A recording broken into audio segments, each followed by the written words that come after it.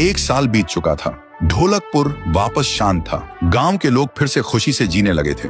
हर पूर्णिमा को लोग एक दिया जलाकर ठुन ठुन ठुन साहुर को याद करते थे। पर एक रात कुछ ऐसा हुआ जो फिर से सब कुछ बदल के रख दिया। लाशें फिर से मिलने लगी। हर 2 दिन बाद किसी न किसी के घर के सामने एक कटी हुई लाश पड़ी होती। गांव फिर से कांप उठा। एक दिन सब लोग महाराज के पास पहुंचते हैं और रो रो कर गांव की घटनाओं के बारे में बताते हैं। रात को महाराज 2 सेनापतियों से कहते हैं, जाओ और खोजो इस कांड के पीछे कौन है। लेकिन सुबह सिर्फ उनकी लाशें लौट कर आईं। एक का सिर था ही नहीं, दूसरे के पैर कट चुके थे। महाराज समझ गए कुछ तो लौट आया है, कुछ जो सिर्फ मौत का खेल खेल रहा है। और फिर कहते हैं, अब इस जंग का सामना मुझे ही करना होगा। उसी रात महाराज चुपके से गांव में आते हैं और एक पेड़ के पीछे खुद को छुपा लेते हैं। और ठीक रात के 2:30 बजे अचानक कहीं से धुआं छा जाता है और उस धुएं के अंदर से एक आवाज आती है,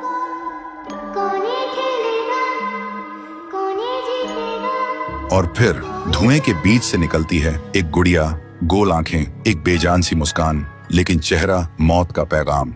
वो गुड़िया एक घर के गेट तक जाती है और बच्चों जैसा एक गाना गाने लगती है। उसके गाने की आवाज सुनकर एक आदमी बाहर आता है और अगले ही पल वो गुड़िया उसका सिर चबा जाती है। वो आदमी तड़प तड़प के वहीं जमीन पर गिर जाता है। महाराज सब कुछ देखते हैं। उनकी आंखें भर जाती हैं। उन्हें समझ आ जाता है इसके सामने जाना मतलब खुद का अंत लिखना है। अगली सुबह गांव के लोग इकट्ठा होते हैं। महाराज कहते हैं, ये पिछले भूत से भी ज्यादा डरावनी है। इसे सिर्फ वही हरा सकता है जो मौत को पहले ही हरा चुका है। और फिर एक पूर्णिमा की रात सब लोग दिया जलाकर पुकारते हैं, आप वापस आइए, आपके बिना ये गांव जिंदा तो है पर जीने जैसा नहीं। तभी एक आवाज गूंजती है और उसी देह की आग से एक जलता हुआ पेड़ बनने लगता है और उसी पेड़ में से ठुन ठुन ठुन साहुर निकलता है। तभी फिर से वही धुआं छा जाता है और उसके साथ ही एक आवाज।